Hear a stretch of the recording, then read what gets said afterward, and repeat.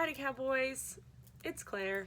I'm about to film 2 videos, at least that's my plan, so if you see me wearing this exact outfit with my tie-dye shirt and my glasses for my crappy vision, as that's what glasses are for, I don't know why I needed to clarify that, that's why. So this first one is the As Promised beach wrap-up.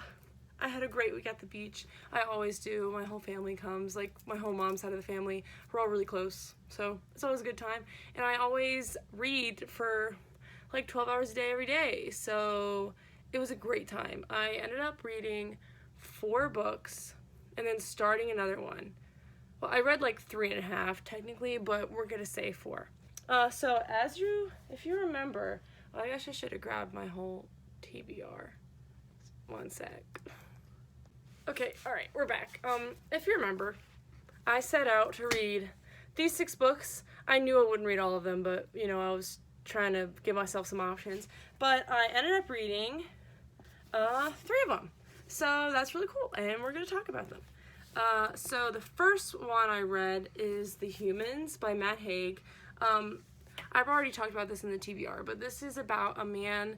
He's not a man.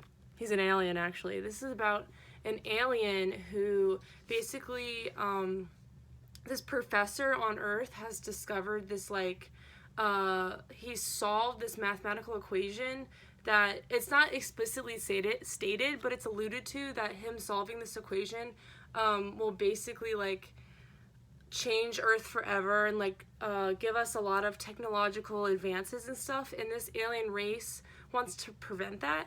Again, it's not really stated exactly why, but you don't really need to know because that's not the point of the book. The point is that this alien, like, kills this professor's, like, consciousness, basically, and then takes over his body. So he, like, becomes this professor, and it's about this alien basically learning to be a human and, like, starting to, like, because at first he hates humans, but obviously, like, as books work, he learns that they're not so bad. And, like, that might sound like a really cliche premise, but the way this was written was just so good. Like, I described it as kind of like a combination of, like, Douglas Adams' British humor and, like, an inspirational quote book, but, like, in the best way possible. The marriage of those two things in a beautiful way. It was just so heartwarming, and, like, I don't know, like, sometimes you feel down about the world, but it just was nice to read this, even with the world falling apart. It was, I don't know, it's good. I gave it 5 stars. I really enjoyed it. And I also just love the trope of, like, somebody learning to be human. It's one of my favorites. So I really enjoyed this. 5 out of 5 stars. And then the second thing I finished, so I realized I had this library book of Library of the Unwritten by A.J. Hackwith? I don't know. I had it on my library app on my phone, and I realized at the beach I had like 3 days to finish it. So I was like, oh shit, and like sped through the rest of it. This book is basically about this woman named Claire who basically has this library of hell. Like, she works in hell's library where there's all of these unfinished books. Like, writers who started a draft and never finished it can relate. And she's, like, in charge of it, and it's her interactions. Like, she's trying to save the library throughout the book, and she, like, interacts with, like, a character that comes out of the book. It's kind of like The Archive. It reminded me of that. Like, her job is to make sure all the characters don't come out of books and, like, protect the library. So it reminded me of The Archive by Victoria Schwab in that way.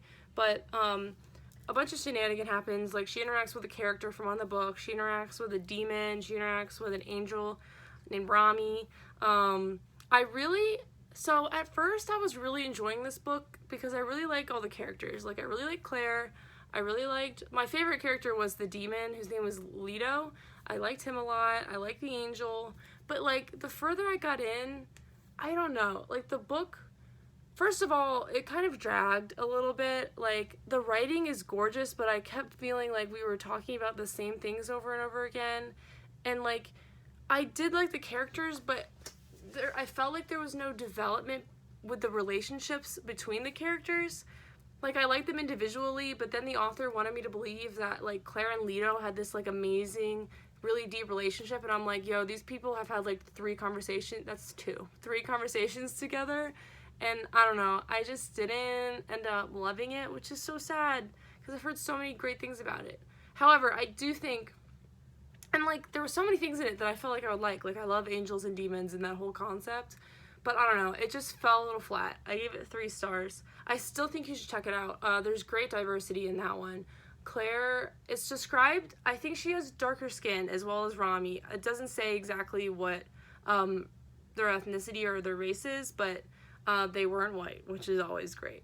And then Claire is just, I think she's pan, which I hardly ever see, so that was really cool.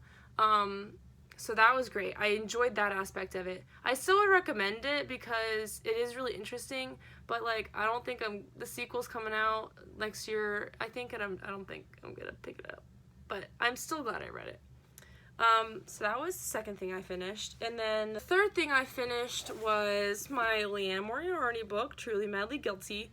Now I can actually tell you what this is about instead of fumbling around like last time. So this is about these 3 couples, and they all went to this barbecue one day, and, like, the whole book, you know, like, something happened at the barbecue, and, like, every single couple is affected by it, and you don't know what it is because that's what Leanne Moriarty does, and you, like, have to figure it out.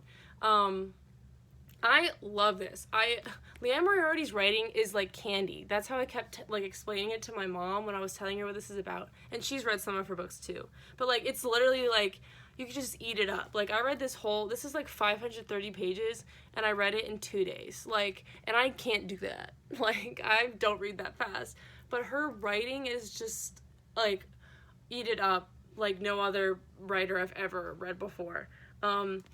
I've read Big Little Lies and 9 Perfect Strangers, and the plot of Truly Madly Guilty does not stand up to those two. Like, this barbecue happens, but, like, that's it. Like, outside of that, this is just a character study, essentially. So the plot isn't that strong.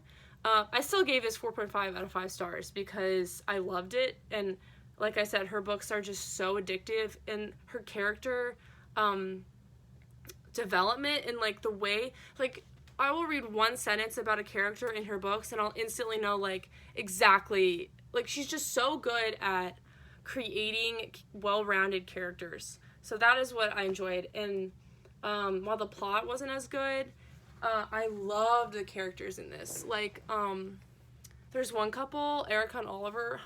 I love them. But there was also, the last thing I wanted to mention is that, so there's the 3 couples.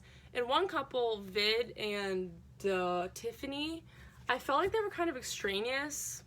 Like, they didn't really do as much as the other 2 couples. Like, Sam and Clementine are one of the couples, and they're kind of having marital issues. So that's, like, you follow that. And then Erica and Oliver, Erica's mother was a hoarder. So she has a lot of, like, almost like PTSD with growing up in that kind of household. So you follow her trying to come to terms with that.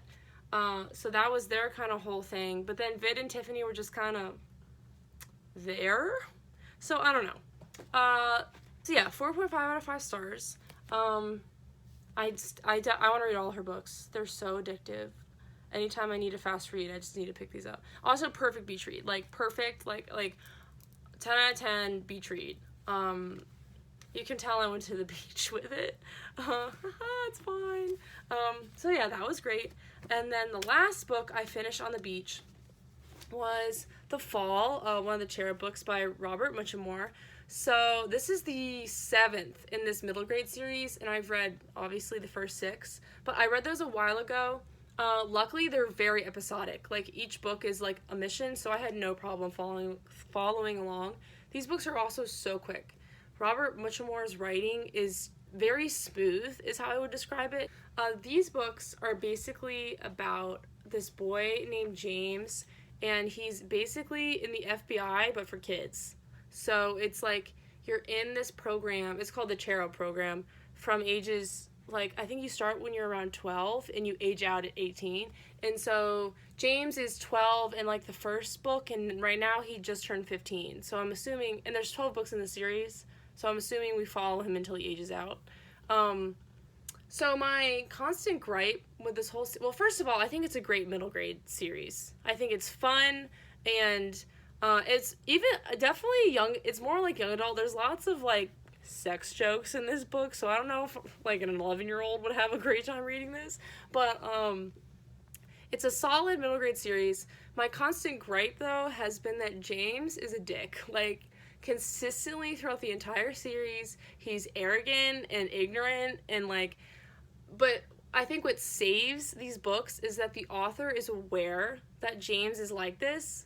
Like, it's not the author's perspective, it's James's perspective, and he's constantly called out on all his crap and constantly told, like, to stop talking and to not do what he's doing. And I first, this really annoyed me, and I was like, God, like, James is a douche. Like, I don't want to read about him. But I've come to terms with it in this book because I realized that it's kind of fun to follow such a unique character, because I feel like usually in middle grade-ish, like, books like this, male characters like that, like the male middle grade stereotype, is kind of like the really kind, always does what's right kind of character, if you know what I mean. So it's kind of refreshing to follow somebody who's a dick. I know that sounds really weird, but I have fun with James, even though he annoys me, but it's fine. We also follow, so James's younger sister is also in the Cherub program, and she's 12 in this book. We followed her a little bit, and she's so much better than him. She is the best. I hope that we see her even more in the next few books as they continue to get older. So yeah, this is my quick little wrap up of all the beach reads. I'm pretty proud of myself. This is usually about the amount I read at the beach. Usually I can't finish a book this big in like 2 days, but I did. Is this upside down? Or is this upside down? No, that's upside down. I need help. Yeah, so let me know if you're gonna read any of these. I know they're kind of random choices, but hope you enjoyed this video. Hasta la vista! Sorry if this angle changed. Wait, it did. Well, let me fix this. Sorry about everything, but I also meant to mention that I started The Boy Most Likely To by Huntley Fitzpatrick, but I'm literally 18 pages in, so I felt like I couldn't really give anything about it. But I did start it, so I wanted to say that. Okay, goodbye.